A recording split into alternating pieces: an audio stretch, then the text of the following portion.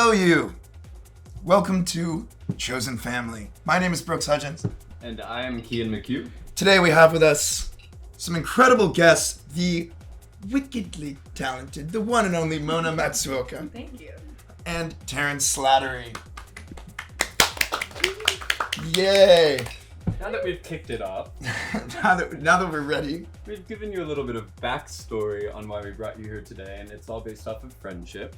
The foundation of this came of me and Brooks forming a very likely yet somehow unlikely friendship that we've prided ourselves in. We continue to nurture with a certain gravitas on a weekly basis. The reason that we bring that up is we'd love to kick it off by understanding what's your guys' weekly interaction? How are you guys, on a daily, if not weekly basis, spending time together, communicating, so on and so forth? Well, she just moved right 5-minute walk from me, so that definitely helps. We probably are talking more now, meeting each other more now than ever. I don't really talk to my friends all the time. It's more like if we're in the same city, we're gonna immediately meet, and it's you never left. But I feel like that might be the same with you. Yeah, and I think also with a lot of industry kids, we're moving around and we're really busy all the time. So I think it's kind of just finding that time whenever and wherever it works. And so I don't know, kind of maintaining those relationships just through I don't know. I feel also because you don't see each other as much, it's much more intense and much more passionate when you finally get together and get to spend time together because it's so needed as well. It's let's catch up when we meet instead of letting you know what happened this week. Yeah, sometimes. So it's not necessarily a weekly much more basis, but it's more whenever we have the time. But now I live down the street, so now I'm can I come over? So, Can I come over? when you say industry kids, can you give us a little background about what y'all do? So we both model. We're both in fashion. I've been DJing for 5 years now, so I'm getting into music, learning how to produce, dabbling into that more. But yeah, we met through modeling and Yeah, we met in April of 2022, I believe it was, and we were shooting a little fun jewelry campaign for Gucci, and it was really cute. And it's one of those things where you're on set all day and you're surrounded by people, and you kind of just it was a week. It was a rare set because it was a week long. All day, 6 a.m. to 7 p.m. It was a short school for us. And how many models were on the shoot? I think, how many of us were on set? 5? Yeah. Mm-hmm. So what happened to the other 3? Well, we hung out with them and too. actually, and one of the other girls is actually we're really, really close friends as well. So yeah, a lot of lifetime friends, I feel like. But the other 2... I like Aquariuses. She's an Aquarius, and I was and then she's kind of just connect with who you connect with. Yeah, she's from Arizona, and I grew up there, so I was No, and where she's from in Arizona, nobody's from. Surprise. She's I'm from Surprise. I was Surprise, Arizona? Yeah. Surprise, Arizona. That's And it's That's a great name for a town, but yeah. It's called Surprise because everyone was surprised that people wanted to live there. That's good stuff. Actually. Surprised to be established. Mm-hmm. So that was super fun. I think we kind of bonded over that and just similar interests and morals and passions about things. And I think also, everybody's really friendly and like-minded, I think, especially in the entertainment industry as a whole. So we all kind of mesh and connect well together, but obviously, there's a lot of people on the planet. I think not everyone is going to kiki immediately or connect immediately. So when those connections do happen, I think it's really cool. Really special. But you felt when you met, it was immediate? It was instant. I was I like her so much. Because we were working all day, and then we were also staying at the same hotel. They put all the models at the same hotel. This is in New York City where I'm I have my apartment. She was no, we want her to stay at the hotel so we know where she's at. The hotel was 2 blocks away from my apartment. I was I'm just gonna go home because I have a cat that I need to feed. But one day we she took me to, because we were talking about crystals, and we're both very spiritual, and so I was oh, there's a great crystal shop in East Village. Shout it let's out. go. Yeah. Shout it out. What is it? Oh yeah, it is such a good one. Do we know? I know. I know where it is? remember what it looks like. It's on Avenue 2 and 8th Street. Or Avenue 1 and 8th Street. It's there's a plant shop next door, and then there's a crystal store. And if you live in New York, I feel you're oh, that one. You're gonna know. Insane. So they must be all charged up after this full moon, huh? 100. A leap year full moon. Ooh la la. Yeah, Virgo, man. It's actually a very good special full moon. It's about or just changing yourself. Transformation. Transformation. Transformation. Transformation. All that. And like All of if that. you are not keeping up with the transformation that you need, then there might be something in the universe that's showing you got to. Apparently that's what this full moon's about. But, Well, I think that's a very good segue into segment 1. oh, cute. Cute. You discussed how you met, but you've not discussed where you were before you met. Okay. Is it fair to say, wait, what colors are you guys? I want yellow. And You want I yellow? was black. Yeah. Okay, we're gonna put on blindfolds. Okay, cute. Thank you. All right, we need help. I can help you tie it on. The Thank intention being, Okay. we're revisiting your friendship before you knew one another. Okay, love. Oh, okay. What do you want? I'll take blue. Let's see if I can still drink this beer. I know. We're like. Thank you. I was blind before I met you. Okay, so now we're going back to a time long ago, a time far away, where you didn't know each other. You were alone in the cold and windless prairie. Lonely. Tell us about your childhood. Tell us about where you grew up. We'll start with you, Mona. I was born in America in Atlanta, Georgia, but I moved around a lot. The southern states. We just moved constantly. My dad was into moving. My mom hated it, so she was like, "I'm gonna take you to Japan." Was decided on a huge move when How I was old were you 10. then? I was 10, and we moved to Hiroshima, where my mother's from, and then I lived there for 4 years. Lived in Tokyo for 4 years, and then I started working internationally, going to Europe and stuff, and then I moved to New York when I was 18, pretty much.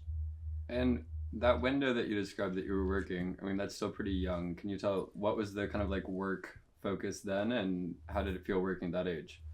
Well, it was like my mom was like, I want to go back to Japan. So I felt like I was like kind of happy that my parents were splitting up, but then it was like, okay, I'm forced into like a complete different country where like we couldn't afford international school, which I'm now very proud of.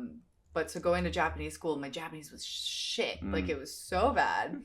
And like I couldn't keep up with any of the schoolwork. My teachers were like, "Oh, she's never gonna make high school," and so my mom was like, "Well, you got long arms and long legs. Maybe let's just like throw you in a catalog." And so we took some photos, sent it to an agency at the time, and I started working from 12.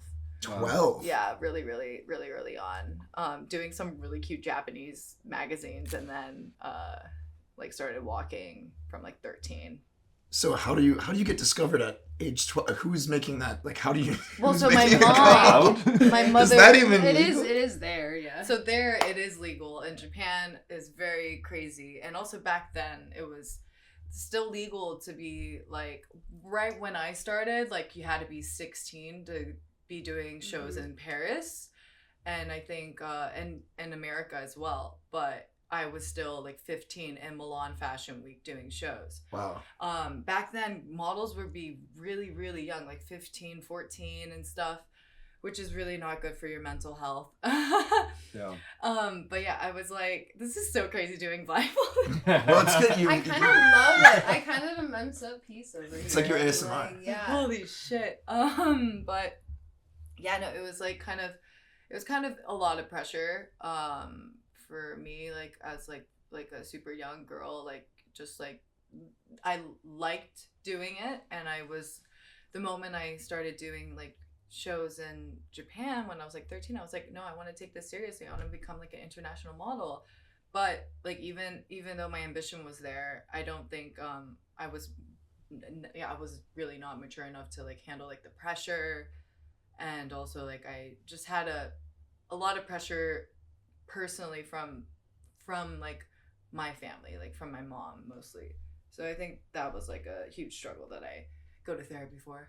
But then Mona, you say that like you didn't have the whatever to get through the pressure, but then you're here now, right? So like what was kind of the moment within that early age when you did start walking that kind of either signified for you or just kind of like vaulted you into the setting where you were doing the big shows?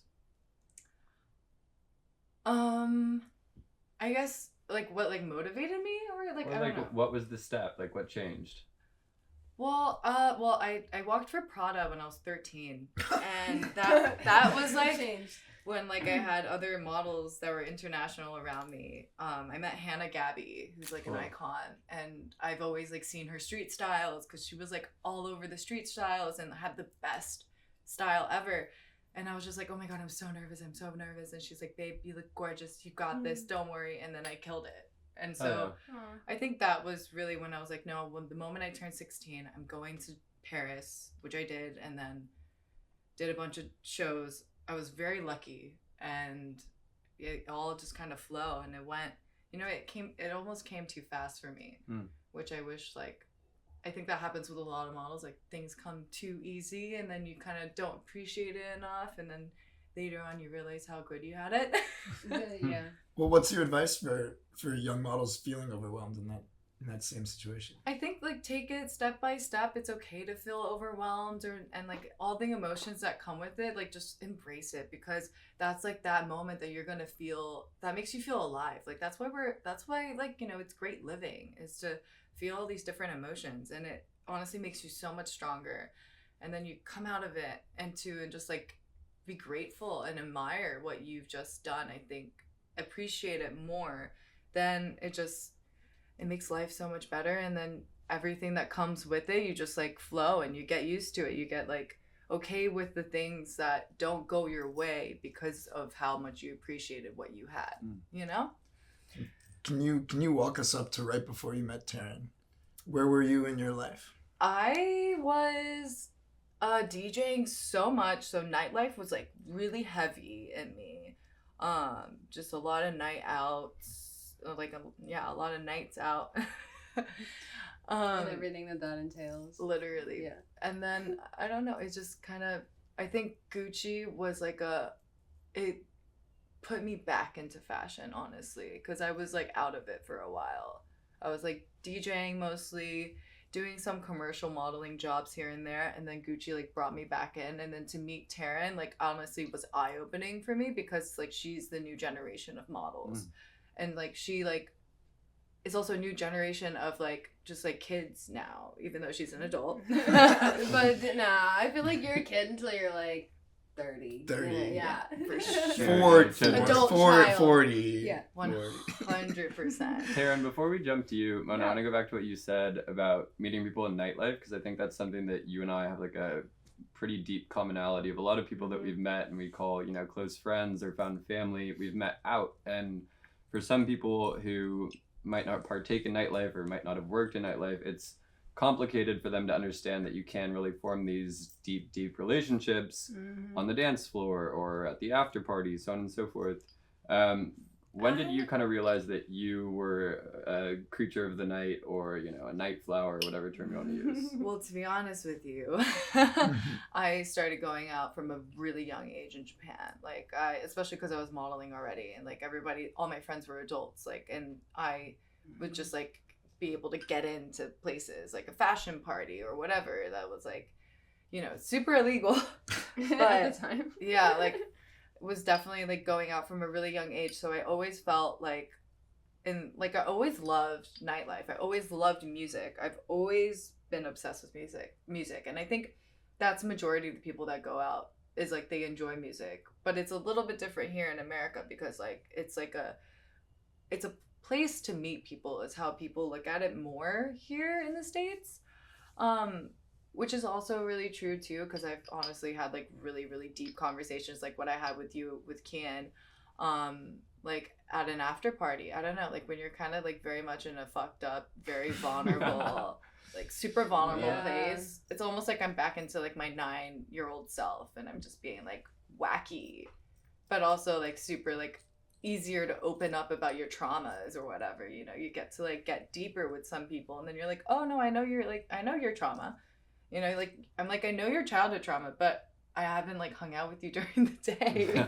to like get to know your daily like schedule and like your rhythm. That's the bridge that you have to cross when you want to like turn a nightlife friend into a daytime friend. There's always that first hangout where you're like, are we gonna like each other? Right, or we were just like having fun because we were fucked up and it was 4:00 in the morning. Yeah, for sure. I think alcohol helps. Oh, baby. It's definitely a lubricant. Okay. So. Surprise. Arizona.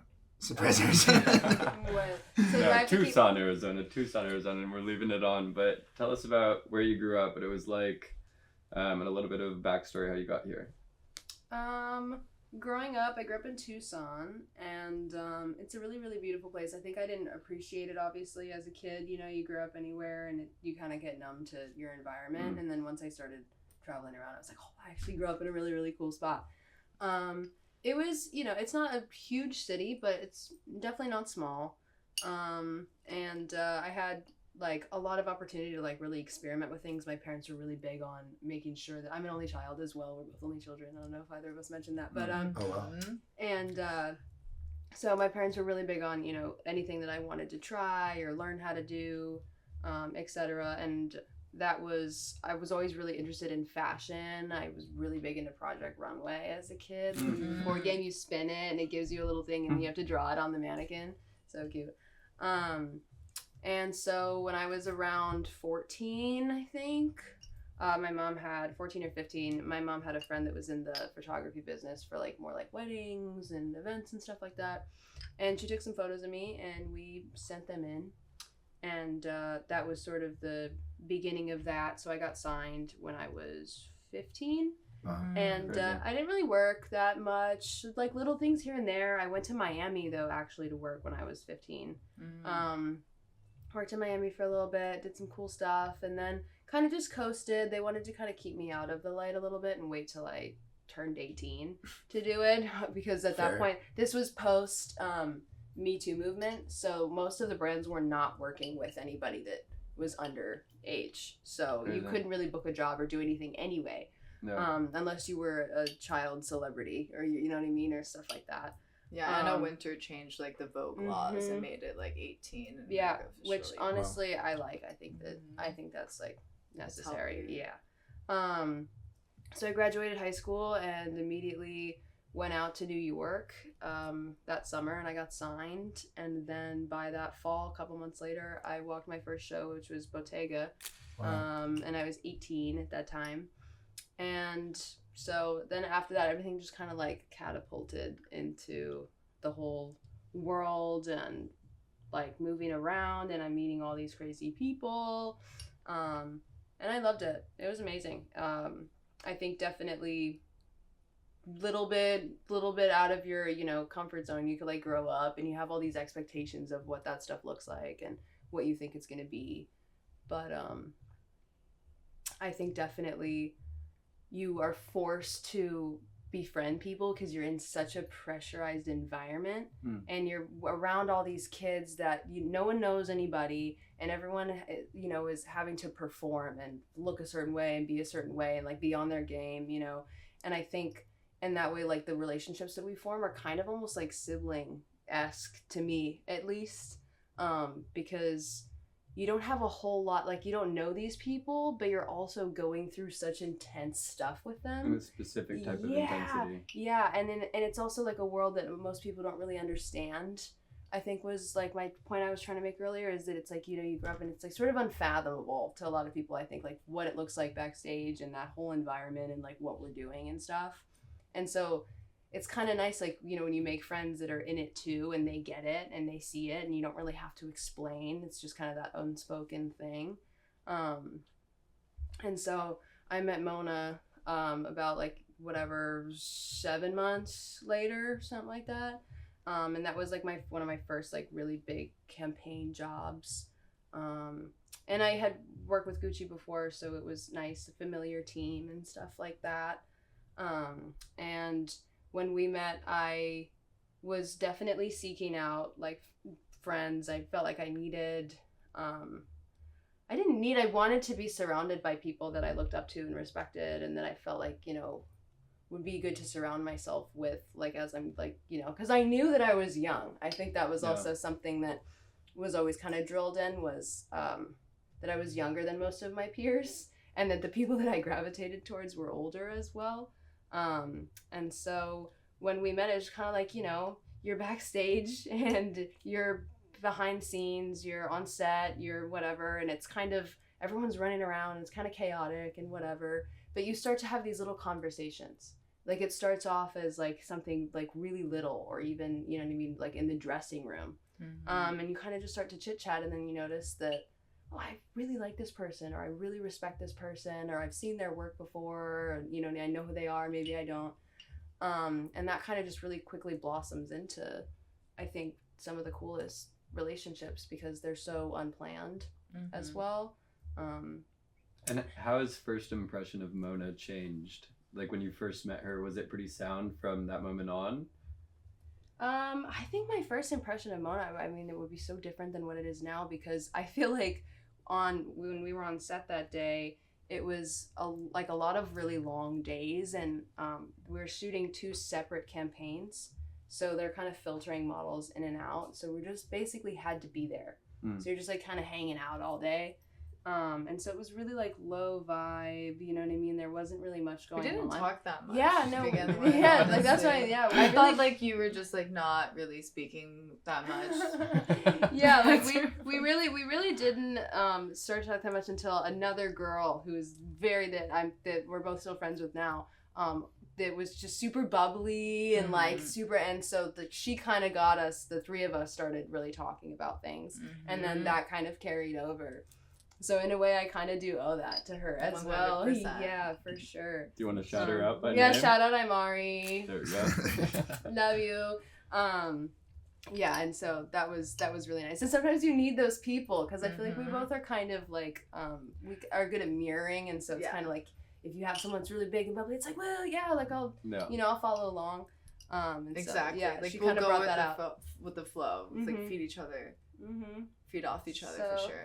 Yeah, that's the backstory as far as I can. So now that you guys have met, would you say that you opened each other's eyes? Yes. We can take off the Bible. That's so romantic. Whoa. I kind of liked it. I love you. I love you. Cute. All right, on that, we're going to take a quick break, and we'll be back. Life Music presents. Hello and welcome back. Jersey family. This is segment 2. Segment 2 of the coziest episode. It's raining outside. It's warm in here. Won't you come join us? I'm Brooks Hudgens. I'm Kian McHugh. We are here with Mona Matsuoka and Taryn Slattery, continuing our conversation. And as we know about friendships are hard work. You have to build them, in fact. And continue building them if you'd like them to prevail. True. They're kind of like sandcastles. For this That's segment, it. Just for this segment, we're discussing the meaning of minds. now that we've passed the darkness and we're onto the phase of our current lifestyles, living, friendship, etc. I love. Oh my god. These helmets have mystical qualities. Oh my gosh. They have the ability to transfer what's going on in your head directly So funny. to your pal here. Okay, but they only work if you're honest, okay, audience? So we're going to be held to a very high standard. I pledge allegiance to the helmet. All right, Kian. Well, I would like to kick it off. You kick it off. Thank you. You can make that smaller. Also, guys, if you want to adjust on the back, there's a little latch. Turn it to the right or to the left. Cute. Make it nice and It's smooth. like it's like sliding all over. You can turn it to the right. Oh yeah, how's it's that like feel? a ski helmet. Yeah. Yeah. Construction. So, Oh, now it's all nice and tight with the brain waves. while we were on the break, there was some conversation About Yeah. brainwaves. about Sorry, Japan, Yeah. where Mona's from. Mm-hmm. Not from, but From pretty much. And she also provided me with the greatest Rex when I went. Oh. Um, I'm happy it worked out. And Taryn, you also have some affiliation or adoration for Japan. Can you tell us about that? I think a big part of, I don't know, where I grew up and the environment that my parents created for me was a really big love for culture and everything that sort of entails wherever you go.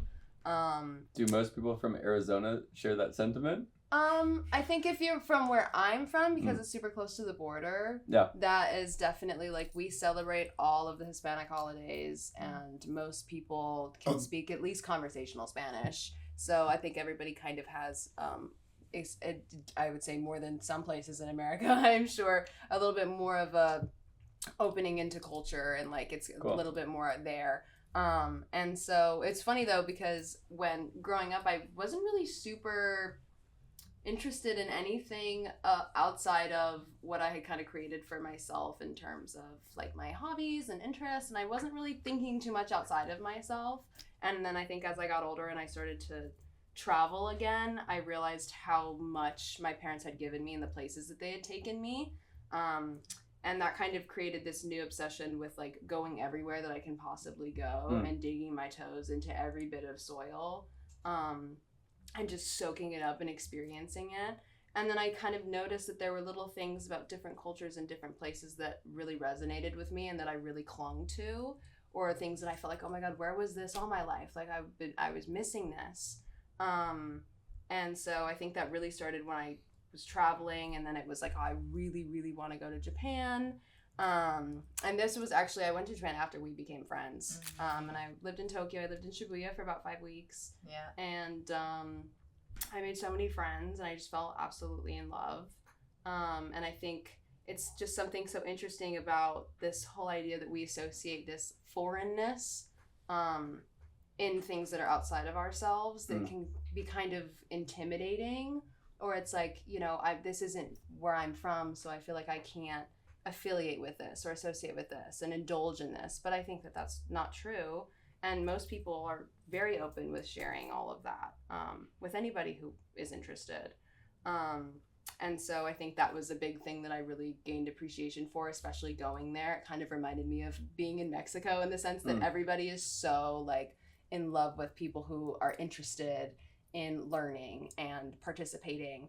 And so I just felt so at home, and I just gained a whole new sort of obsession with learning as much as I can from everyone around me and where they're from and how they grew up, and those little niche things that kind of make us who we are, in the sense of morals, beliefs, and all that. I mean, you and I like joke back and forth how there is kind of like a stereotype for, you know, white Americans who go to Japan and then fall in love with it. Weeaboos. The weeaboos, yeah. And when Mona was coming to play KMT the other week, and she was like, oh, my friend Kian's coming. She was like, oh, he also loves Japan. It was so funny. But it was cute because then, you know, at the after party, you and I were talking, and we both really did express finding a sense of, you know, home there, even if it's a home away from home. More home is a feeling than literal. But Mona, obviously that's unique to your experience.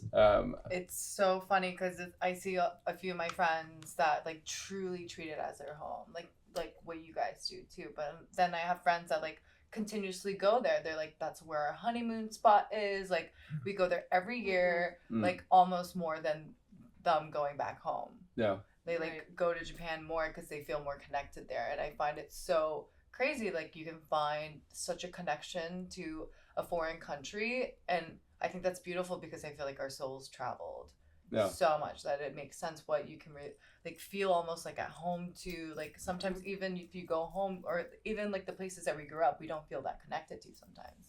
What's the Japanese perspective on Americans traveling? They love it. Also, just because right now Japan's kind of in like a tough place. They want like as many tourists as possible, so they're very much more open to it. If this was 10 years ago, people would be like, fuck out of here, like get out of my country. They're like, anyone that speaks English, you're not allowed in my restaurant. Like taxi drivers honestly still don't like stop for me because they think I can't speak Japanese. So there's some, you know, like hardcore, like small-minded people like that. But then you find your gems. And it honestly makes it easier to find the gems because the people that are open to you is like, you just get a deeper connection, become friends for like a longer time. And the last time you went to Japan, what was the occasion? Oh yeah, I gave birth. Thank you. Congratulations. Yeah, shout out Mars. I had it, literally. Shout out Mars. 7 months now. Wow. Yeah, he like went off the sunroof. You know, I was like planning on pushing him, but shit hit the fan, and I'm actually really happy that my little, you know, it's still intact down there. So, but it's trippy. Yeah, it was great giving birth there because like the health care there is a lot nicer, cheaper, super cheaper. Also, there's not enough children in Japan right now, so the government was like offering money for anybody that was delivering babies last year. So that's why I chose to do it there. And from Otherwise, it would cost me $60,000 for a C-section in the USA. Yo. Not cute. That's something you know about, right? Childbirth, C-sections. I'm a bit of an expert. And why is that people aren't having kids in your opinion? I think people don't want that responsibility. I think they have too much responsibility with work because they're pressured to work, and it's not a healthy lifestyle to work there. Like from what people get, it's not 9 to 5. It's 9 to 11. Or not even 7 to 11. They work super long hours, and everybody expects the most out of you. And if you're not giving, then they'll judge. It's a judgmental environment, to be honest. And I think people just don't want that responsibility anymore to give birth. And also now that women are thriving, women don't want to be that stereotypical a house mom, a stay-at-home mom, which is beautiful. But in the result, why can't we be able to do both? Why can't we have children and be successful and work? We still don't have that yet. We still don't have enough mental awareness. So hopefully we get to a place where people can talk about their mental health and have therapy and have just help in general. I think that's something that goes back to, we're talking about the generation gap, talking with older people about how much more career oriented our age group is, and especially young women, where they're not gonna cut themselves off at age 23 because it's all right, time to get married, have a kid. Yeah. Instead, it's you think about supporting yourself, and a lot of people can't even support themselves. How are they going to support a family? Children are expensive. It's not free. Exactly. And also I think that everything's just being pushed back. People still are having children. It's just later, and once you're more financially stable. But I mean, that's not going to stop parents and grandparents from asking every Thanksgiving. Right. But. No, I was gonna touch on something kind of connecting both of what these subjects. Something that I also kind of consider a lot is this whole idea of motherhood, and that once you have a baby, it's sort of this expectant that you devote your whole life to that.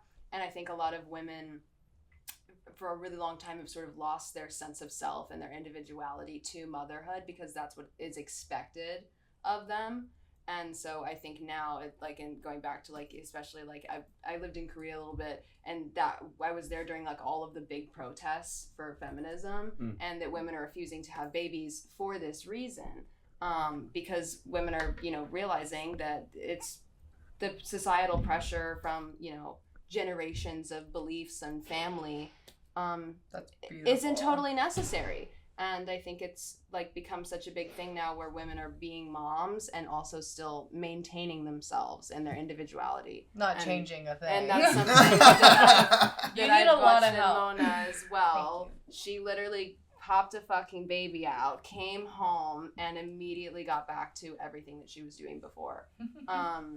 Nothing much changed. No. Things do change. It's a lot more responsibility. But honestly, what I realized is that a baby is so much easier in a sense, but also a lot harder because you have to take more time with him or her, but also, or they. But I think it's just when you're young, you kind of still find time for it and find how to manage it, and there should be more jobs that are more fluid with that, and that are more accepting and understanding of how much time you need and what things you can do remotely. And COVID really helped out, I think, with that a lot, because now people can work remotely if they have to, wanted to, but and it's also beautiful being a mom and coming home to something, and also it motivates me even more to thrive and just do what I want and make it good, and it's such a great motivation to have. So your Mars is in a very unique position in that his mother is a DJ. Yeah, for sure. And this is something that's a little bit more rare in the not unheard of, but rare in the scene. What kind of music are you gonna raise Mars with? I literally haven't even played one baby song. Yeah. I love people that do, and people are oh, this doesn't make like the baby cry. I haven't found that yet. Like honestly, I would play something and Mars would be like and like to like some drum and bass. But then if it's another song, he's like yeah. He's still not at the dancing point yet. Yeah. But he's definitely just listening to a bunch of different music. He does and the I don't think I'll change. So. Yeah, he does. He puts his arms up. Yeah. Is he at the age where he might get in the recording studio? Oh, we did take him there.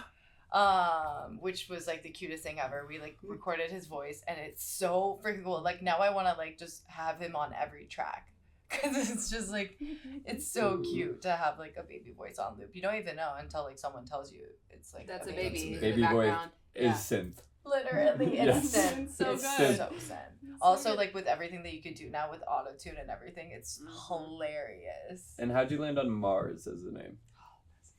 I really like the sound.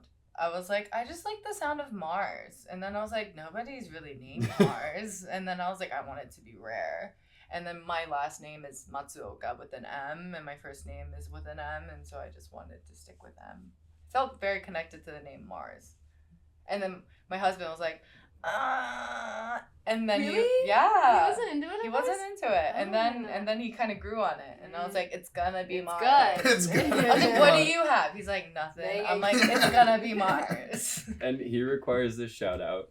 Kuya, Thank you. hubby, always taking care of Mars, like such the best husband, the And best dad. what's the dynamic? Because I know that you're a little bit more of the social figure in the relationship, but he's an incredibly social, sweet, kind. He's the sweetest, kindest, more of an introvert. Also is very more collective. I like to be like experimental with my friends, to be honest. Like if I just met you and I vibe with you, I'm gonna see how close of a friend we can become if I like vibe with you. Like he's he's smarter in the head too, so I feel like he just knows what he likes and he doesn't, and he's very particular. So but then things shift. We're just very different people. But I think that is beautiful because like he has so many things that I don't have, and it's like vice versa, and we try to bring out the best out of each other.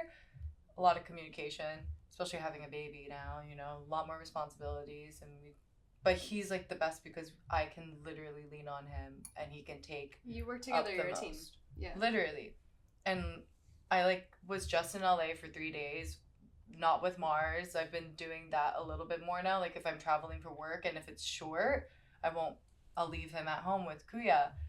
And I come back and they're like closer than ever. And I'm like, wow, like amazed. It's truly beautiful. And Yeah. something I guess I can add to on 'Cause she's that super is close with them. I knew Kuya before we met actually, and I met them both doing Gucci, but doing separate things. And then we did a show, all of us together, and it was really cool because Kuya had formed relationships and friends, and so had I, and then I had a relationship with her at that point. And then it was this really big show, and it was like everyone in the cast, literally we were like all friends. And it was the best thing ever. And then they met and kikied, and it was so funny because at the time neither of them were talking to me and told me what was going on, so I didn't know. Shout out Alessandro. Shout out Gucci. Davide, we miss you. We love you. We do miss you. And so yeah, it was definitely one of the most fun things ever, was like watching two people that I really love and adore find each other, and they're so different, but I think it's one of that like yin and yang thing where like I think it brings out the best in you as well, having somebody that's their strengths or your weaknesses and vice versa. And I think I watched her bring out so much in him as well, and that's been really, really cool to like have my friends like start a family together, and then it's like there's this little munchkin running around that's like a combination of you both, and that's so cool and fun for me. I'm so annoying every time I go over to their house. I'm like, Kuya, I can't believe you have a baby. Mona, I can't believe you have a baby. And they're like, I know, it's crazy for us too. You said that 8 million times. I'm like, I know. She's the big sister I'm to like, I Mars. can't take it. And Technically. forgive me if I'm wrong, but was there an anime element to all of this with this show? Oh, there's Inuyasha. Oh yeah, I was that obsessed was the vibe because of of during Taryn. that. Yeah, during that time we were like we were really. I'm into Japanese, Inuyasha. and she introduced me to Japanese anime. It was like, you don't know Inuyasha? I was like, no, never. And then I became obsessed with it. She was like, I need an Inuyasha in my life. and then I found Kuya, and yeah. I'm like, he looks exactly like Inuyasha. Just not white hair. He literally is Inuyasha. So yeah, no, it was perfect. So funny. It's really fun. But that's been something that's been really, really cool and special. I think kind of like ties into what we're talking about as well, and like the complexity of like relationships and friendships. And it's been really, really cool to watch two people that I really respect and love kind of build a life together and learn from each other. And now, you know, watching how much I think you guys have figured out post baby as well. It's been really, really fun and really, really cool. And I'm really proud of you both, and it's really exciting. And every time I come over, I'm like, he just keeps getting bigger, and it's really scary. So scary. He's huge. Huge. She's like 9 months, almost like 10-month-old size, but he's 7. Oh, Wow. He's chunky baby. He's on the go too. He's running around. Like he's on a mission. He's a man on a mission. It's harder to bring him around places these days. your guys' like relationship is funny to me. I've seen it out and in action. You both described one another as old souls. Really? Oh, T. Oh, I love that. T. Okay. I was like curious if she was going to say that. Oh, T. Okay. 'Cause I was Also, like, she's an old soul. Yeah. you know, for sure. past lives has gotten thrown into this conversation. There's in the movie Past Lives. I love that. It made It's me best cry movie. so So good. hard because I relate to that shit, you know? There's the concept of inyan, right, where there's like people who, no matter how many lives you've lived, you brush shoulders with them again. And I love that in your description of the relationship, you clearly state that she's younger, but you also say that you've learned so much from her. And I'm curious, just in the context of friendship and age and all that, you know, going back to what you said, like myself getting into the industry really young, more on the journalism front, and then also moving to New York on the agency front, I was really hanging out with people who were much, much older than me. But there is sometimes that kind of like parenting or big sister, big brother quality that, you know, shows up.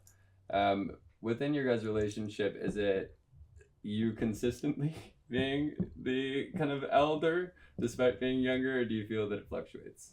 No, I mean, I think I do have friends that I feel like are in the sense like kind of like sister to me, and she is, but I think I just view you as my friend, and the way like I just, you know, it's not like in the sense of which, but I mean kind of I won't lie but I think part of it is just being used to that. Like obviously I think all three of us, the way that we started this whole world was being around people that like were older and getting kind of like tossed into all of this stuff. And so I think it's funny though, because regardless of like what age you are, like all three of us have had really similar experiences with that. And I'm just kind of on like the latter end of it in that sense, where I'm a little bit fresher than you guys are. But I think it changes constantly because I grew up so fast, but from like 18, I think I haven't changed. So yeah, like I feel like I stopped growing up from 18 and I kind of haven't changed, but now I'm in another growth point. Like these past 2 years, I'm in a whole nother growth point after like I've done a bunch of like work on myself, like mentally and spiritually. I think now I'm like guiding myself into my next level, but that is always shifting and changing, you know, because like even our dynamic, like I feel like, of course, because I'm older and I've just been doing this longer, like I feel like the big sister, but then at the same time I learned so much from her, and sometimes she's like so much more mature, and I'm like, it grounds me in the most beautiful way. And you need that people around you. Also, like, she's just like, the way that she views the world is just so much, it's just different, and it's good to have different perspectives on like everything. It just grows. You just grow out of that, you know? Yeah. All right, we're going to take a quick break, and we'll be back with Mona and Taryn. Can I get more wine? Oh, but of course. Thank you. Thank you, Kian. it's do so time. Yo, tell me when. Thank you. Never says when. I know. It's like the top. You guys want to answer some questions? Yeah, let's go. Yes. America and the world, this is a global show, is begging to know the answer to some of these questions. You and I are going to rapid fire a few, and since your minds are connected, Right. Feel free to answer for each other, or answer for yourself. Or at the same time, I guess. Or at the same time. Alright, you want to start? You want me to start? Kick it off, bro. Kick it off. Alright. We'll what animated movie would you guys fit into best? That's such a good question. What anime movie would you fit into best? Animated though? It's like when It's gonna be like silence for like 15 minutes. I'm like, She and I are like really gonna get into this. 2 hours later. 2 hours later. 2 hours later. What animated movies? I feel like you would be good in Boy in the Heron just this cause. before. Like just cause you would be good in in Boy in the Heron. Heron. Boy in the Who? Heron. In what as a And as what one of the little would I be the ladies? Heron? That's dope. No. Can't see you as that, but no, I feel like just because that was like very like I guess it's still in Japan, but it was very much like felt. Are you the boy or are you the You're the heron? boy. Boy or the Heron? I take that back. 2 boys, 1 She's heron. like, scratch that. Oh, God. Scratch that one. It's really hard. That is literally like the worst question ever. Because she and I are gonna sit here and like ruminate over this. Like this is gonna be like a week later. She's gonna be like, I know what movie that know was. It's Balto. That was my favorite movie growing up. I knew. That was my favorite There's a movie whole growing thing up. on the internet right now, but some people know Balto, but some people don't. Don't. If you're a Balto kid, you're a Balto kid. If you're a Balto- Also, if Yo. you're a Okay, spirit, have also it if your you're way. a spirit kid, you're a spirit kid. Spirit? Yes, what's Balto? What is Balto? Yeah, do you know Mona? Balto is the harrowing story of a he's a husky or he's a wolf. He's like remember he's a Balto. husky wolf hybrid, and there was like this like where in the world was it? It's in Alaska. It was so during it's an epidemic of some illness. It's the Iditarod. Basically, he was running, like, not insulin, but something of similar It ilk, was like some penicillin. medication that they needed, and so they had a bunch of huskies but they couldn't navigate, and Sled because he dogs. was part wolf, he was able to like get to where they were going. It was like in the middle of a storm, and there was this whole town of people that were dying from some disease, and they needed medication. All And the so planes they were had landed. him- None of the cars yeah, could they get through the had blizzard. him lead the team, and this guy climbed on the back of a sled, and this dog like led him to the other town and back to get the medication to these people, and like saved a whole town of people. Wow. You know, it's a and story there's a about. big statue and a big monument for him and shit. It's kinda It's a cool. story about, sometimes people being considered a danger or a threat, but instead are actually, everybody has a little bit of good in them and can sometimes be the hero in the end. All right, question Let's two. go to question two. How would you describe one another's walk? Oh, that's I can do Fa- that. fa- 5 alright, seconds. this is Yeah, a 5 fashion seconds. question. Alright, Taryn? Mona's walk is classy and sexy and perfect. She looks sophisticated. She has a really strong walk, and it's just like one of those those people when you watch them. I watch her walk on the runway, and I'm like, that's how she probably looks walking down the street. Though I don't see you walking down the street. I don't change. I've yourself had a lot of people very tell me often, that. but- Why are you strutting down she the walks street? so fast though. Every time we go I anywhere, like she's to. like strides ahead of me. I'm like, Mona, you're leaving me behind, mommy. Like, No, I actually do. And Mona? And it's more just because I like to get to a place and I walk too fast. Mona has I a feel supermodel like- walk. But like faster than what you expect, because it's not a sexy walk. It is, but it's not. Because when you're sexy, it's like wavy and it's like you're taking your time. It's like people want to be in slow mo. I don't want to be in slow mo. She's on a mission. She's getting I'm to out. where she's going. I'm out. Yeah, and she's looking good doing it. Taryn is like the really, really. It's a great walk though, because it shows your personality. I don't think anybody else could walk the way that you do. Like honestly, it's also beautiful. It's like so unique, and I feel like it's new. Like I've never really seen anything. There's a swagger it. to it. It's so swag. Yeah. Well, she has great rhythm, and then it's like the way that she walks is just like it's not like stereotypical model walk at all. Like it's just very much like it's like her own. It's her own thing. What is stereotypical model? What are you supposed to do? Which is kind of closer to what I do, but it's more like I just like have a lot that I just like I like whenever I get super stressed and like while I had like my crazy like anxious like teen years, I would just walk it out. Like I would go on walks for like 2.5 hours that were just like straight for. Also, like I needed to lose weight. Like weight was a whole thing for me. Again, terrible. So I would just like wear a lot of clothes and just walk for like 3 hours You put straight. on like 4 layers of clothes and walk. From like Shibuya to Yoga, which is like 5 stops on the train. That's 5 so long. far. I That's would so walk. far. And that was like my workout. And I would like listen to the best music that I have. And then I would just like, that was my therapy, because there was no therapy like ever existed in Japan. I actually went to walking school, and like an older model tells you how to walk in heels and stuff, and like how to turn, how to like show, like how to take off your jacket with just one snap, and like crazy like all the specific smooth things. stuff. Yeah.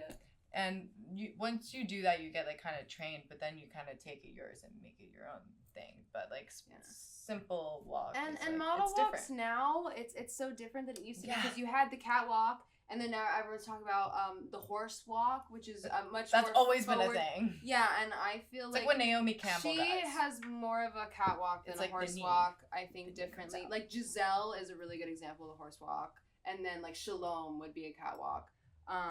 But I think now it's like we went through a phase like 2021 to 2022. They wanted the models to be like really stiff and like really dynamic, and so there was very much lacking personality. Like it was all much very like robotic kind of. It's been like that for a while, Yeah, though, especially Paris, because they're like no Yeah. hips, just no hips, no straightforward. crossover. They want your feet Yeah. flat, like that whole thing. And now I think everybody's kind of like getting into that like fantasy, the 90s and all of this, and so now we're kind of moving back towards the direction of like really creative. Yeah. Like the models kind of get to show off and do their thing. Like D Squared has always kind of really followed that. Always done that. Yeah. Okay, lightning round. Next question. No.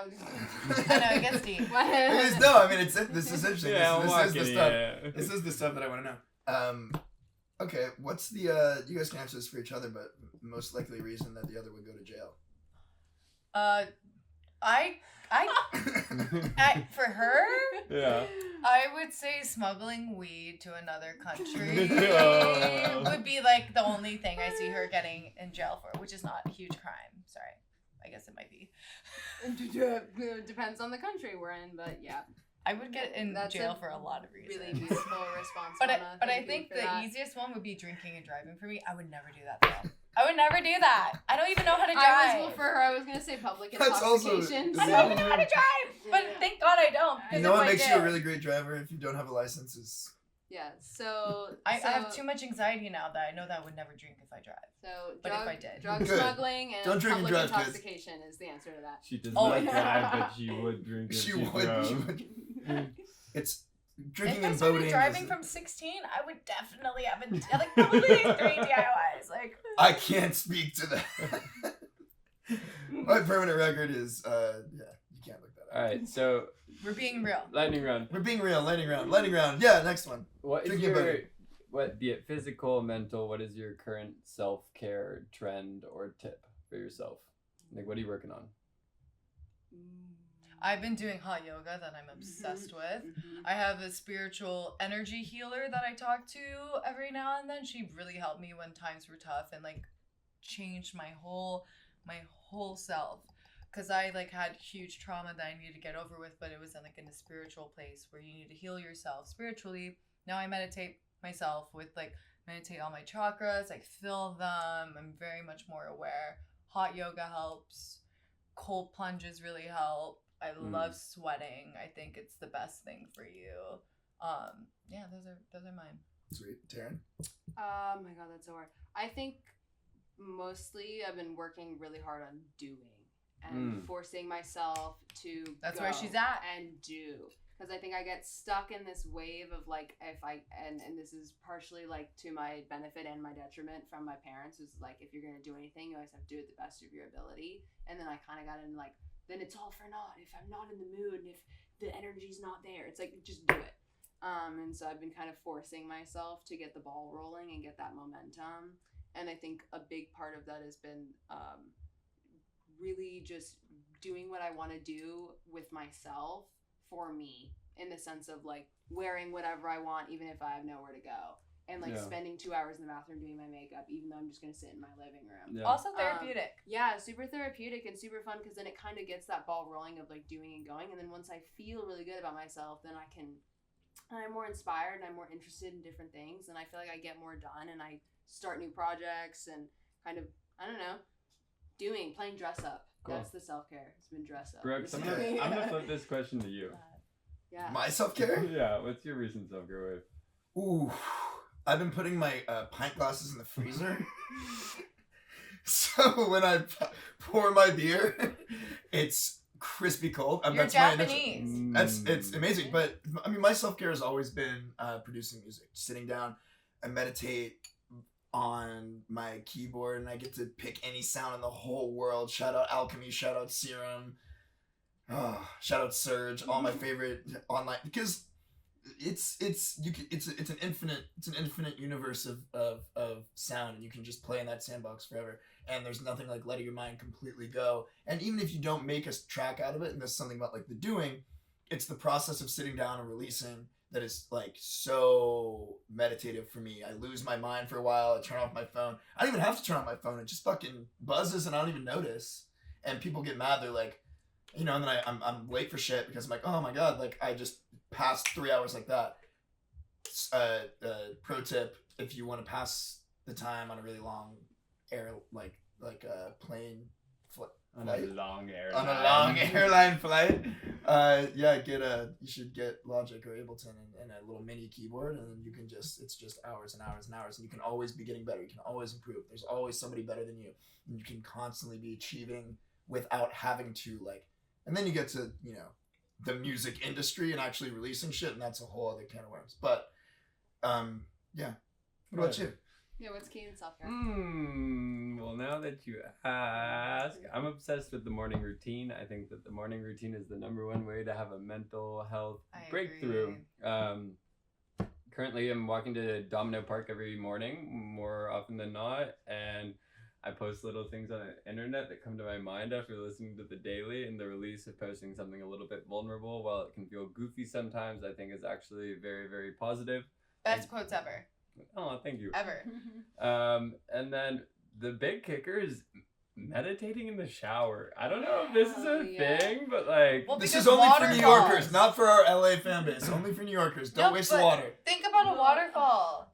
That's where energy is the best. So the most closest thing we have is a freaking shower. Just shout out to Mara Levitt on the call map. I want to say this because my big self-care is excessively long showers. Yeah, me too. I just feel like it's not we don't want to be promoting that, but it's fine in New York. Look at this, it's fucking raining outside. It's Pisces season. Well, in the summer, being out in the rain was everything. Yeah, fantastic. I recently bought a pillow for my bathtub that suction cups to the back of it so I can sit in. Oh god, that's my okay. Well, and then I sit in the shower, and then I have a pillow in the bath too. Okay, wait. One last lightning round question. Fashion tips for men. What's your favorite street style for guys to be wearing? What do you think looks good on your average guy? There's a lot of dudes out there that are rocking Allbirds and Lululemon athleisure. Boo. And then there's also there's a million ways to get it right and a million ways to get it wrong. And there's 50 ways to leave your lover and 50 ways to make or Also, shout out to Kian wearing a skirt right now. I think that also. Careful. You gotta stand up with me a little bit. I gotta stand up for the skirt bit. Men in skirts. That's I stand up for skirts. Yo, thank you. Fucking hot. Wear a skirt. Yo. And then the moment you get used to it, you're gonna be like, why was I ever wearing pants? It's so comfortable. It's so comfortable. It really is. So lovely. I like guys with turtlenecks. I'm sorry. Yo. I'm obsessed with turtlenecks and baggy pants. Yoji. Yoji who? Yeah. I'm very classic in that sense, but then I do the Supreme style too. I think it's awesome. I think skater chic is a fucking thing. But that's my. Can I be super gay and Thank you. say that First I and foremost, just wear genuinely I obviously everybody has their things that they like. I really like people in jewelry. I really like men in jewelry. I like that when people take the effort to adorn themselves. I like very elaborate clothes because I think that attention to detail is really nice.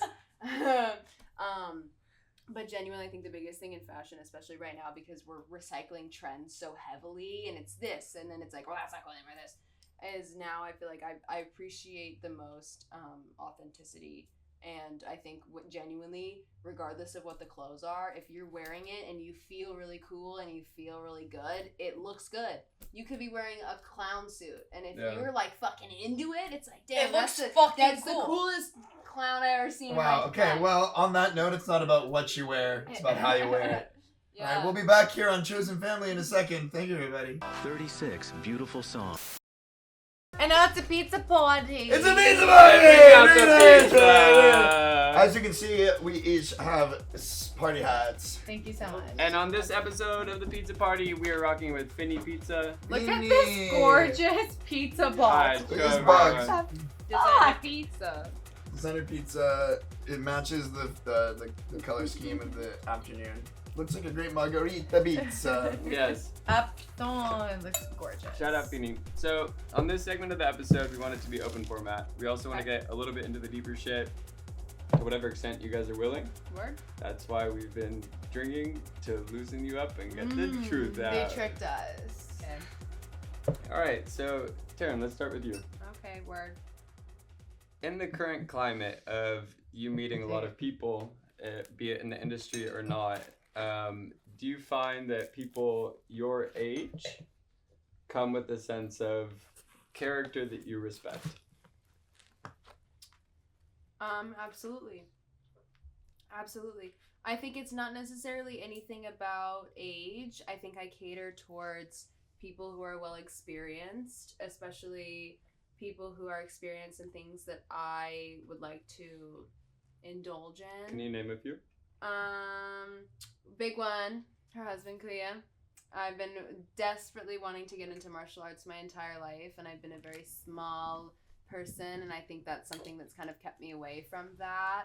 And so now, like, having people in my life that, and in so many different aspects as well, I can't even name everybody because we'll literally be here all day, that are professionals or very experienced and educated in different things that I've desperately wanted to be a part of my life for a long time, and now it's really great because I have no excuse not to, because I'm surrounded by people who are the best of the best at all of these sorts of things, and it's been really fun. And may I ask how old you are? I'm 21. I just turned 21. What's 9 plus 10? Yo, 11. Officially they can tweak in the United States. Only. Yeah, it's been so funny because, traveling, and then it was like I've been 21 since I was like 16, so here we are. Now it's like I can finally get into the club without a fight. That's what 21 means. So let's go. I've been enjoying the fruits of that. And you recently told me about a friend you made who was the first friend that you made who was your age. Yes. She's amazing. She's such a doll. She's so talented, and not to get like too into it, but a big thing of mine is tattoos, and how many tattoos do you have? I have one because I'm stingy, and I've been waiting. I have a bunch of artists around the world that I desperately want to put their art on my body, and I waited a really long time. And when I was living in Korea, there was this beautiful tattoo artist, Suwon Jun. And he is absolutely incredible, and I've been following him since I was like 15, and I was like, when am I ever going to go to Korea? And then I found myself living there, and so I was like, of course, I have to send him a message, and we put together a really beautiful piece. I designed it myself, and I was like, just put it in your style and do your thing. It was amazing, and so that's been a really big thing for a long time. In the works, I'm hoping now to be fully licensed by this summer, so I'll be fully commercial. You can hire me within the next couple months, so that's super, super exciting. But she's just really, really cool, and one of my few friends that I've made that's like the same age as me, which is super. We bonded over that because she's the same way. Like all of her friends are older, and we're like, oh my god, you're actually my age. And she's just totally the opposite of me in her artistic endeavor, and so it's been a learning process of a little bit more spontaneity. Is that the word? Yeah, yeah.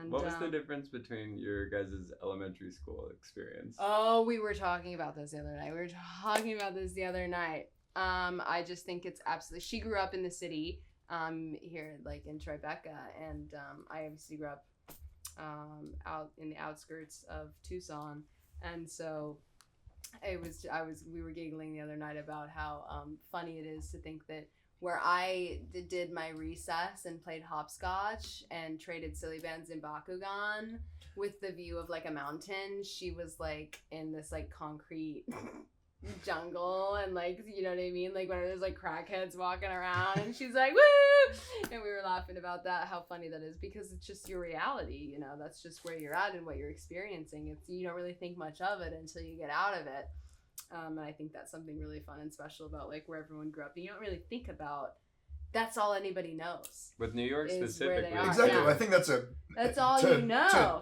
To Yeah. shift that question over Mhm. here to I mean, you're raising a child in New York, Yeah, pretty much. Mm-hmm. and what I mean, like, Mm-hmm. how is that different than where you grew up, and how do you see, you know, how old will you let Mars be to ride on the subway alone? Oh, It's a controversial question. Yeah, good question. At New Yorker, David Rudnick. You know, because that's like deep, because in Japan, children ride the subway alone from like the age of like 7 or like Whoa. 8. And they have a little yellow super- sash, There's little right? kids running around like everywhere. their which is like a cute little backpack that is like, honestly, because Japanese people are like very small, so the children are very, very small. This backpack is like huge. They're like bigger than them. They're on there with like a little hat that's either red or white, or sometimes it's mostly yellow. And like they're just like wearing their hats, but they're like nandoseru, and they're like on the train. I don't know, but the thing is what brought me to being comfortable with raising a child in New York is like, well, my husband's born and raised in Queens, so that helps, but also like all my friends that like actually really grew up in Manhattan and like in New York City, I feel like they all were like completely fine. And also like, yeah, there's like crazy crackheads, but that's like everywhere. And Shout out the Bay Area. love the crackheads. I'm here for you guys. Literally, we should have a better system. But the thing is like, there's no like gun scare in New York City. Like, I would be terrified having my child in the middle of US if in like by themselves. Let alone LA. Like LA, I'm like really, really terrified for like a child, honestly. Like, I think just like it's a very, very scary, it's a very sensitive topic, of course, and it would just like terrify me. In New York here, at least people will help you. I know there are genuine people that I know that like you're in finance or whatever and you're like there to work, but like I know that you'll stop and like help a child if a child needs help. I don't think I would be comfortable with him on the subway. Maybe like 10.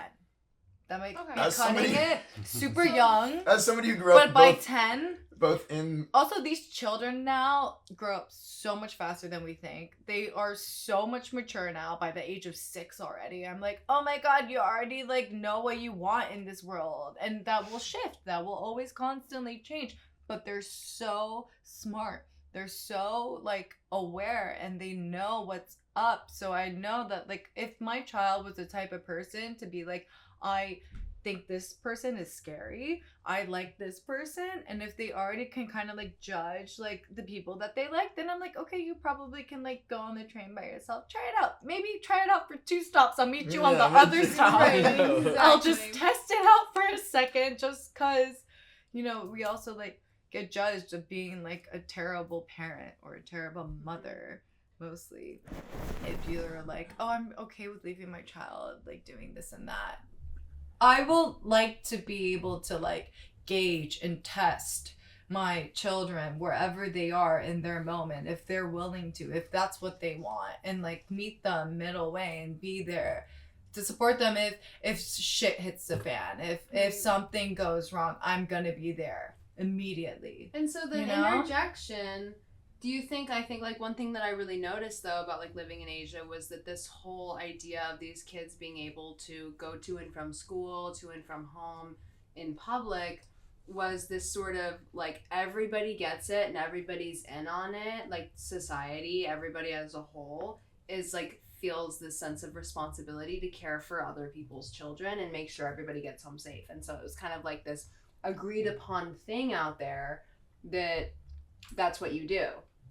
And so that's why these kids are running around everywhere. And I don't think that I think New York has a really great community and like social setting, but I don't think we're quite there We're yet. not quite there. So how does that like It's look such a for matter you? of perspective. I mean, I feel like people as somebody who grew up in the South and in LA, and two places you were like, I can never raise a child, they feel the same way about New York. They're like, why would you ever allow a child in New York? Where people are so selfish. Exactly. Only And about their career. and to be completely honest, the concept of like being a good neighbor seems something that State Farm is here.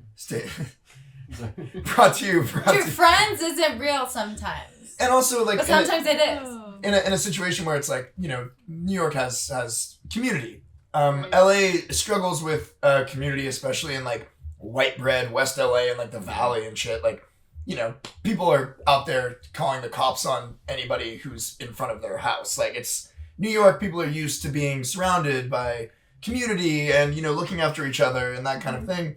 And I think it's similar in a lot of the South and a lot of places that are a little bit more rural. There's less people. There's less people that are, you know, around, but also those people are more inclined to help you and to say hello and to know each other. Everybody knows each other. So I think that there is an urban bubble that we get into where we're like, oh, it's scary that everywhere else has guns. Yet, you know, there's gun crime going on in every city in America. This is an American problem, not necessarily an urban problem. 100%. And I think that as a kid growing up in LA, it was like, I'm driving a car at 16. You're on a freeway going 80 miles an hour. The kid next to you's on fucking TikTok and whipping a BMW, and you're like, all right, like, I guess I trust this kid with my life. I'd rather send my boy on a subway for however long. Yeah. When it's like the train will always lead to somewhere and you can always get off at any point. Like, I feel like there's so many people surrounded by you, you're going to find a good person.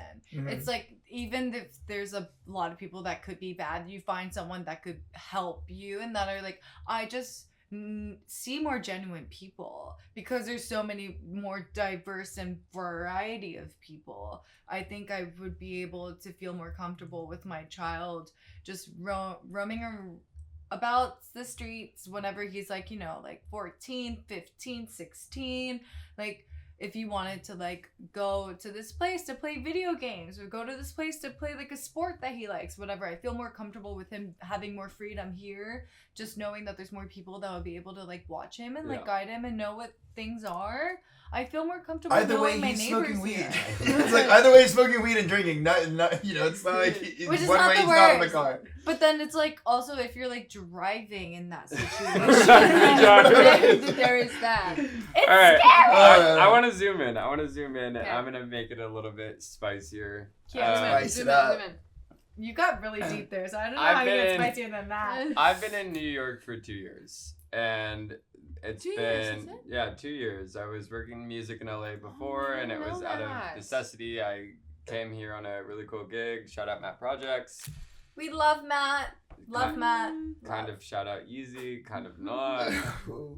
Yeah. I love Yeezy though. Love Yeezy. Yeezy. The scene is something that I've hyper fixated on from like a analytical stance, and you know, explored the notion that there is a scene more often than not, and there's multiple scenes, but in New York oftentimes you find yourself looking In at one scene, for sure. especially in the downtown culture. You know, the podcast that we're So funny. video series we're talking about friendships is based off friendship, and I'd love to hear from any and every one of you, do you feel that a scene actually contributes or propagates friendships, or does it have an adverse effect? I've had some really good I feel like I met so many of my friends within, like, I guess you would call it the scene. I don't even see it as the scene because that's like where I grew up in that sense, because I started so young.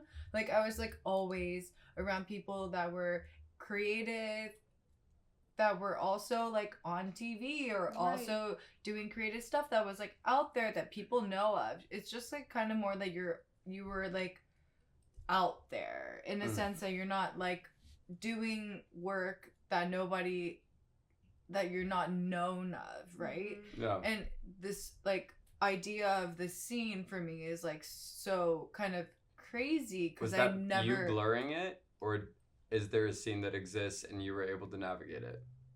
I think it might be there was a scene to exist that I was able to navigate it because I was very naive when I first was going out in New York. I was so naive. And also in fashion, like going to like these parties and being surrounded by like all these incredible, but also that was like right before social media became like such a huge thing. Right.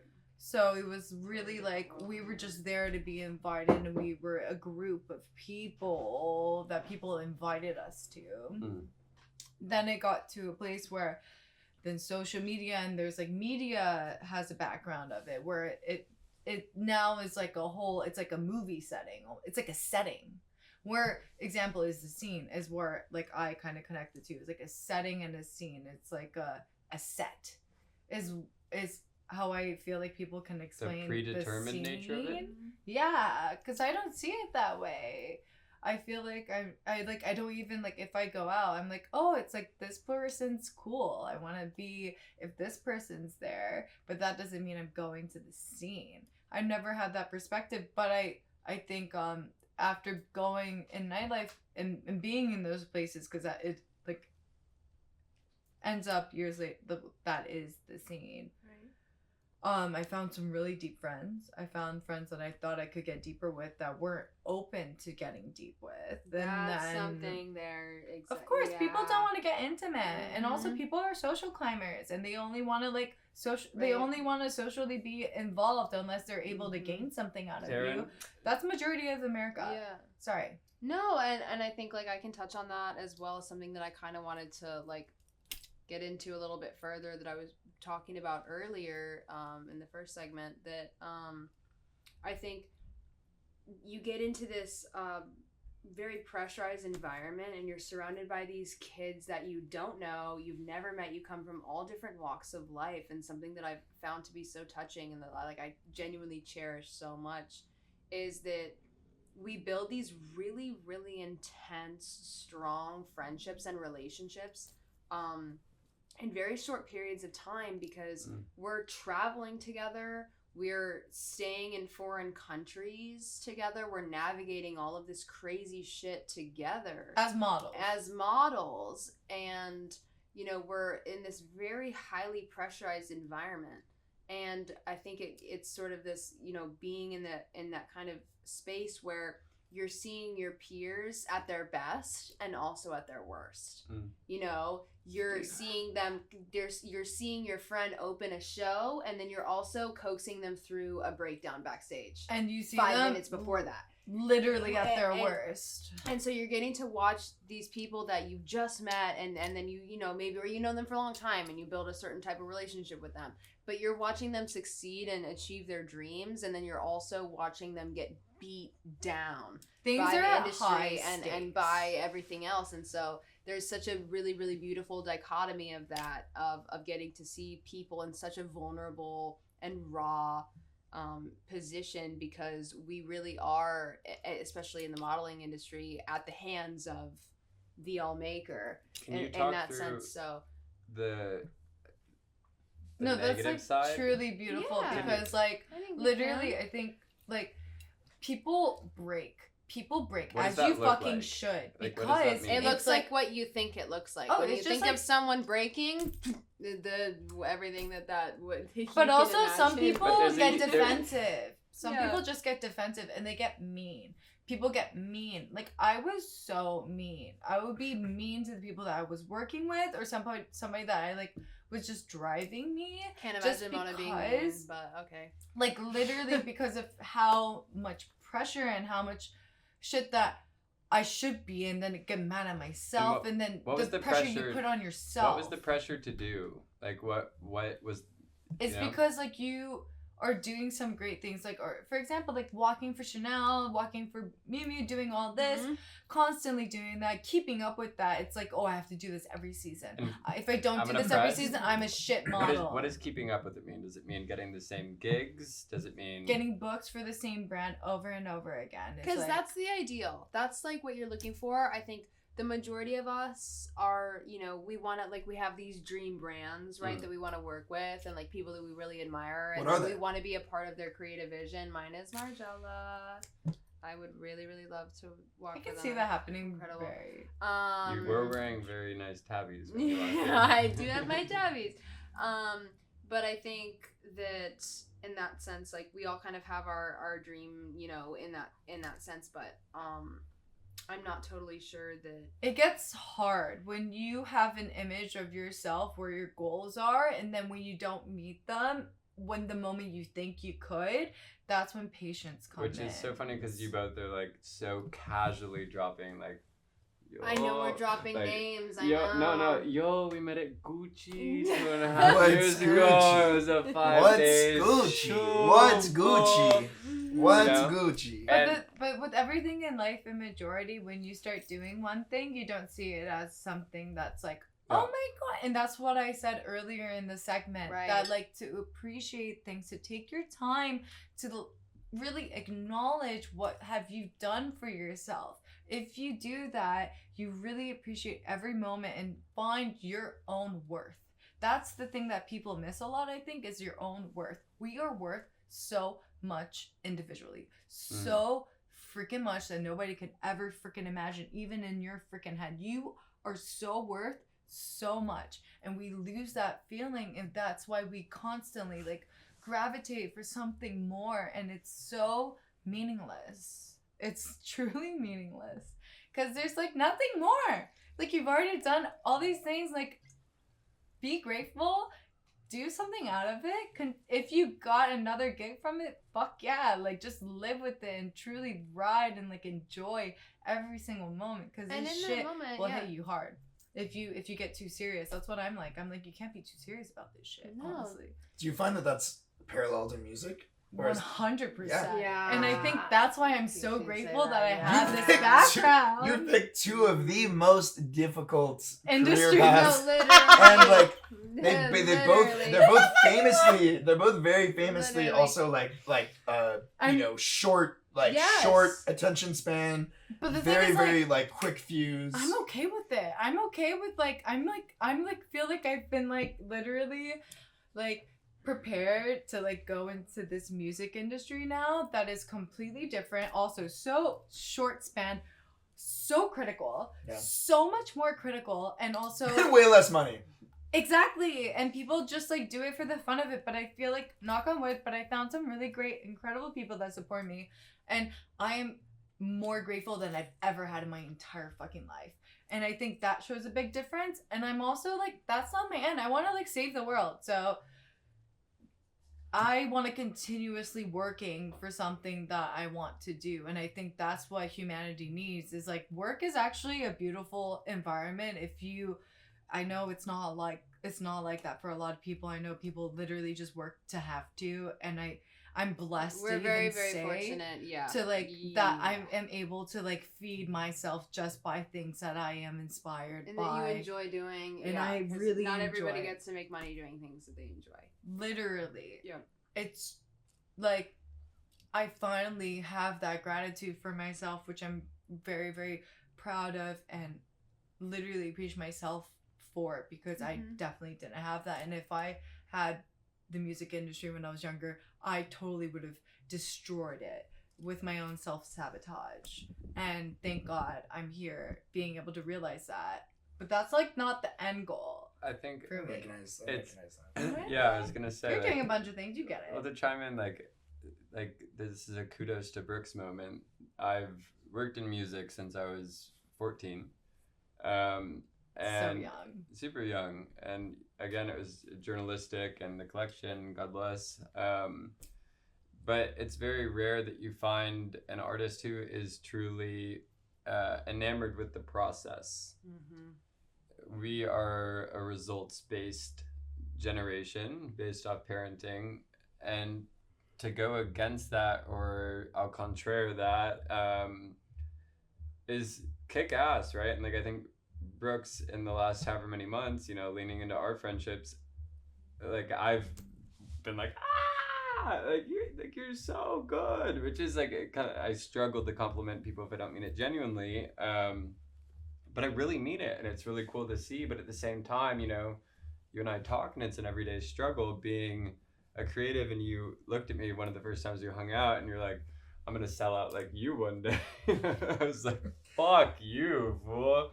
But it was interesting that led to you learning about me, having taken steps to try and like be in the system, to circumnavigate it, etc. But curious, when you hear this and you hear how young they started and, you know, the success they've seen, how does it make you reflect where you're at right now?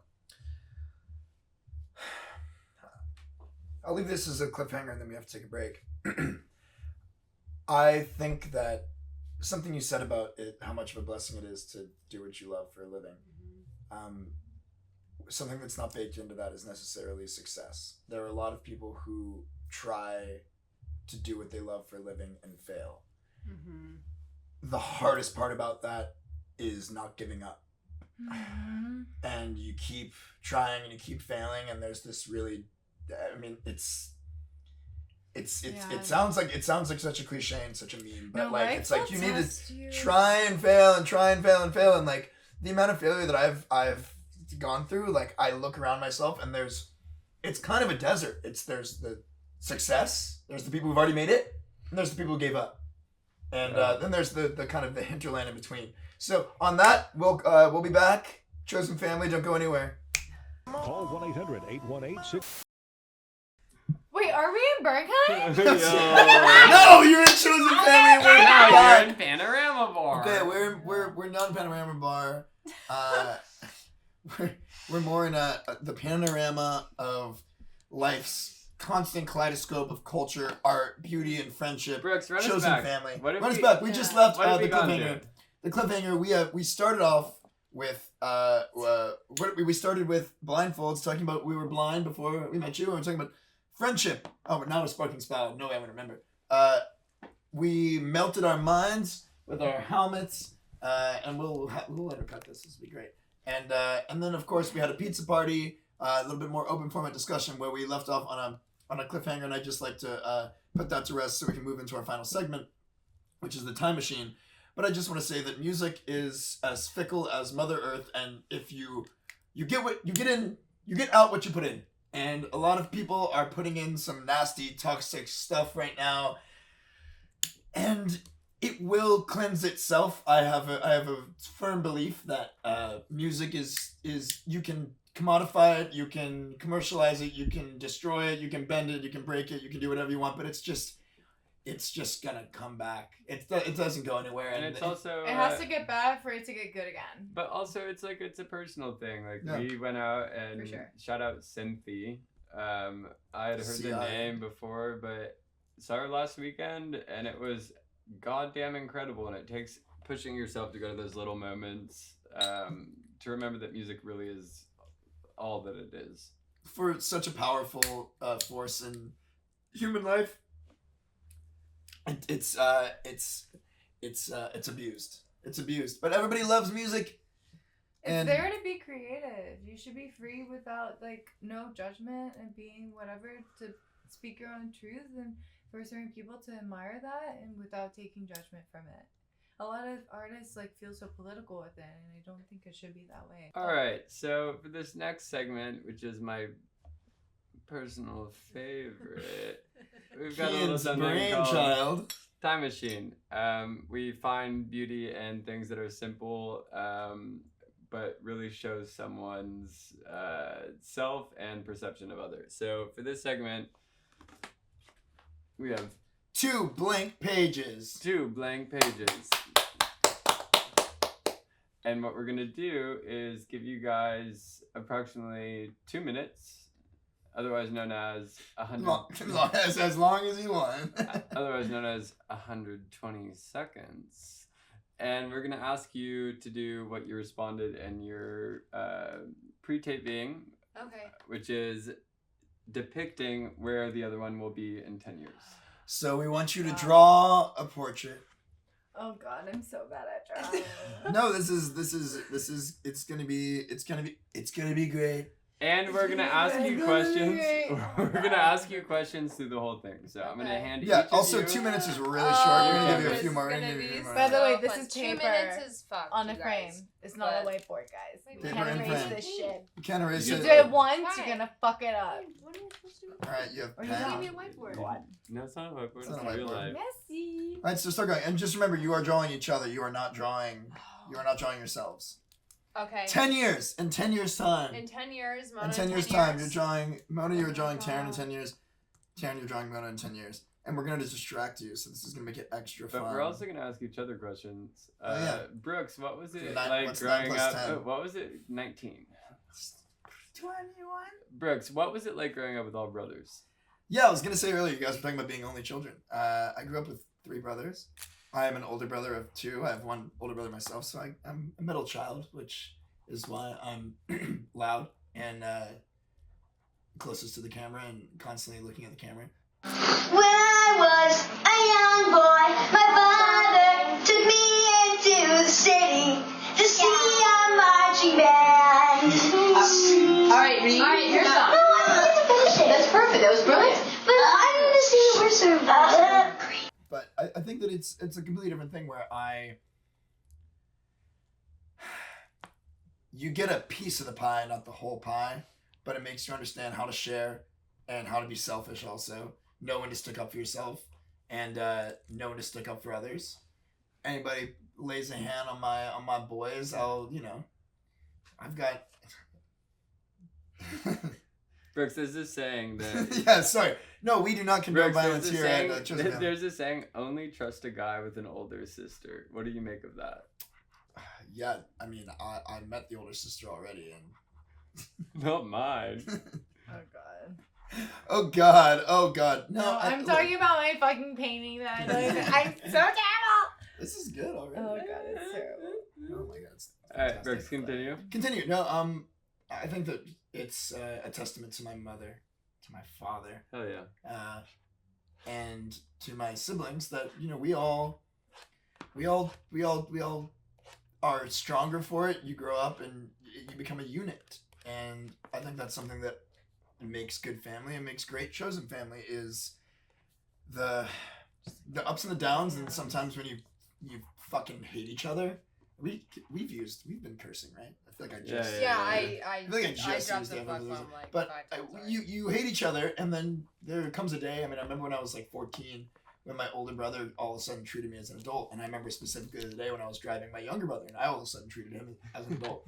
And it's like there's just this like moment when you become actually conscious at 15 or whatever, as a young man, maybe as a young woman. It's an earlier age probably because we're a little bit slow. And I would say also, as you guys were talking about being only children, you definitely grew up quickly because you had, external forces, where mine were very much internal and they support you, but they also shelter you. So, I mean, in terms of family and chosen family, there's no right or wrong way to do it. It's just different. And for a quick plot twist, and Mona's already ahead of us, thank goodness, we're going to ask you guys to write a little note to one another in your 10 years in the future form. Mona, whatever you've written is valid already. Thank you.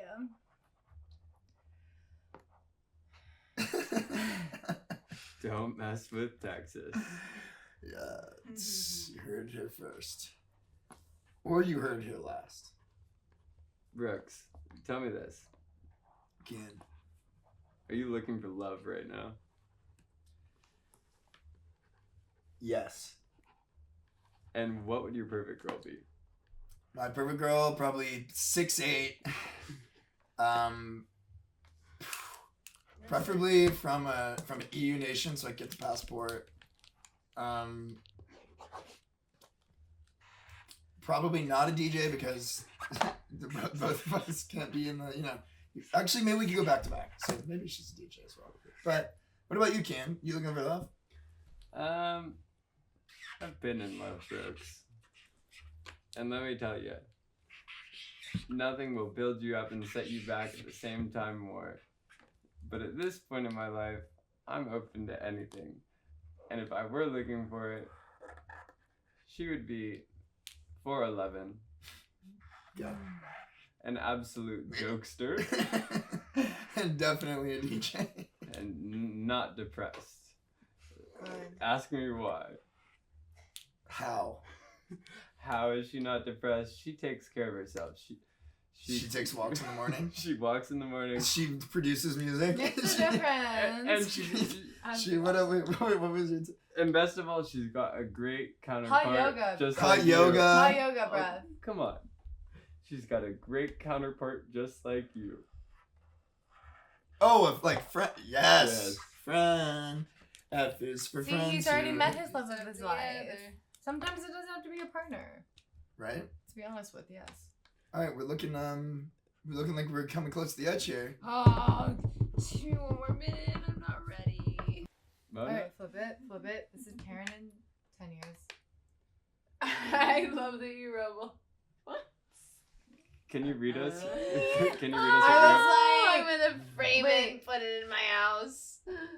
Oh my god. Oh my god, I don't even remember what I wrote. Oh my god. Is it Taryn? Thriving. Thriving. Oh yeah, thank That's you. his writing. I can read her handwriting better than she I can. love you. Thriving, being true to herself, giving artwork to others. Creatively. Sorry. Can you run us Oh, back? I love you. Run it back once from the top. Thriving, being true to herself, giving artwork to others, and giving best advice to everyone that crosses your Giving, path. it says, and giving best advice Creativity. and love to anyone that crosses your path. And love. Can you hold this up for our camera here? Oh, I love But you. yeah, like I thought that was like the best ever. But That was in Beautiful. fact the best ever. I was waiting for a minute for me to read it back. I'm sorry. This is mine. Oh my god, it's cute.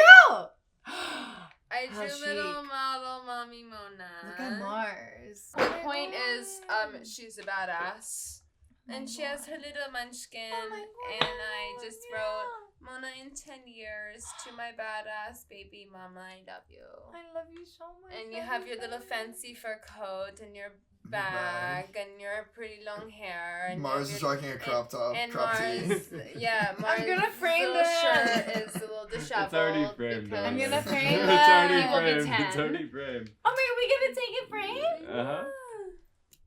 Aw, just, I love you. I love you. I love you so much. I hope you like mine. Oh, I'm gonna frame it. I'm gonna put it on Okay, the well, it's already, guys, it's already Going framed. You're gonna make fun of it forever, and I no, love it. I'm gonna love it forever. Okay, You're gonna do make you have fun of any that last, forever. any last, Wait, last? I've got the You I've can got the paint final over it. proposition. No, I love you. I'm gonna put it in my kitchen and love it forever. I Are you love kidding you. me? It's hysterical. I love you. I love you. All right, off camera, we had conversations that Brooks and I were too fun and silly, and you guys wanted to get deeper. Oh yeah. So Okay. Give me that freaking pen. Let's go. Okay, let's get deeper. I'm gonna give you guys the opportunity to do something that I wish I had done with some people, and thus it makes it real. Okay. If today, on the sad off chance, was the last time you were going to see the other one, what would you say? And we're gonna start with Taryn to Mona. What was the last thing, like with my last breath? If this was the last time you were going to Get, speak like, to her, what would you make super sure that you would say? romantic. I just said it. It was a pleasure to fucking know you and share space with you. And I am eternally grateful for the people that you've shared with me and the world and circle that you've given to me over the past couple of years. It's truly been a gift. And I live in a world that is the type of thing that I would have dreamt of as a kid. And you're part of that, and that's really special. And I think that wherever we go, we'll be friends. We'll be like little birds picking berries somewhere. I'm gonna be in another life. I'll find you in another life, and we'll be like narwhals. I'll be swimming. Alright. Truly. But no, if that was it, I would say thank you. I would say I the would say same. thank you. I would say thank you. I would say thank you for coming across me and like just being in this presence, and I can't even imagine living without you at this point, like truly. Yeah, you're the biggest part of my world right now in so many ways. So much, it's so crazy. Taryn. You bring so much joy to me and my husband, and it's like beautiful to like see, like, to give, and you truly help me grow within everything. Like, you help me grow within my insecurities, to help me grow within everything that I want to help myself be a better person. In that certain sense, like, you test me without even you noticing, but I appreciate that, and I am here for it, and I love that because I want to continuously grow, and I think without your presence I wouldn't be able to have that, and you really are that into my life now, and I think will forever be, and I think it's only going to get freaking better. But if you died tomorrow, what the fuck would I would say? I don't know. Like, this is never ending to me. But again, we'll be together in our next life. But like, you know, I was so excited to watch you raise a kid, and it's gonna be so fun. We're gonna have so much fun. I know. I'm so happy that you're with us. I can't take it. Here. That was a fucked up. Why? Now, Brooks, do you have anything to ask me? Kian, if Yeah. if I were to finally do it tomorrow, What do you got? What do you got for me? Well, Brooksy, for one, I'd tell you that you did it right. And I would mean it with my whole heart.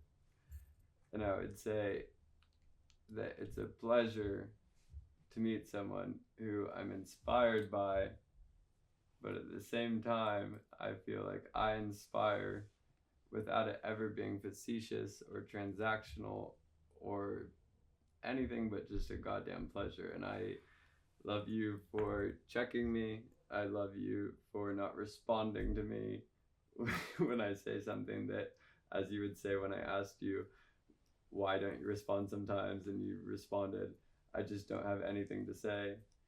I respect you above all else, and how cool to have lived a phase of life with one another that I would easily label the best, and to be able to credit so much of that to you.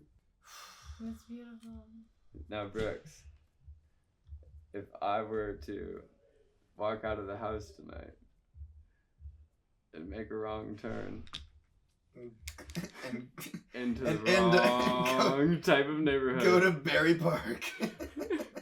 and then take a tumble, and lo and behold, where my mouth falls, poisonous New York berries. Oh, which I consume not those. upon impact. Not those. They always get you, don't they? And say I were to die, I'm shedding a tear at the thought of my own death. If I were to die, what would you say to me?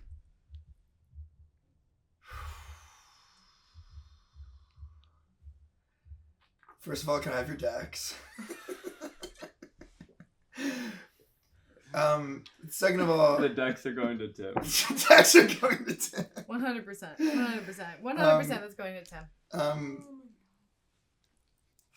Shout out Tim. You can have the speakers. You can have the speakers. Listen. I'll say this, and I'll try and keep it brief. That's why you know it's deep. You have shared your family, your space, your friends, your insight, your lifestyle, for better or for worse, your strengths and your flaws with me.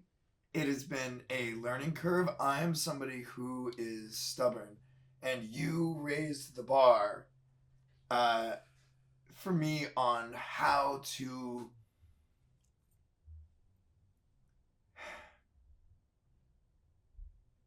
follow your own true north. And sometimes I disagree with the, way that you go about things or the way that you decide on things. but you, for me, it's like it's hard to put it into words, but you inspire me in a way that's like visceral. You frustrate me. You excite me. You know, put me on. You support me, and I think most of all, you share this special Venn diagram with me that is a time in our lives that just keeps growing and growing and growing until it just becomes a circle. Yeah, brother. Oh. That's some deep shit. Well, folks. Thanks for watching Chosen Family. You know when it's deep. You know when it's deep, when it's hard to say something. And I will sometimes say, to another this is person. episode 1 of Chosen Family. We just reversed engineered our first friendship. Honestly, Chosen Family is deeper than your own. Like, really, really is. You heard it here first. It really, really is. All right, folks. Come back next month, next time for our next episode of Chosen Family. This was Brooks Hudgens. Brooks Hudgens. You can say it. You can say it this time. Kian McHugh? Precisely. McHugh? McHugh. Yeah, McHugh. And Taryn Slattery. And Matsuoka. Thank you for tuning in. We hope you enjoyed, and we hope to see you next time, whenever that may be.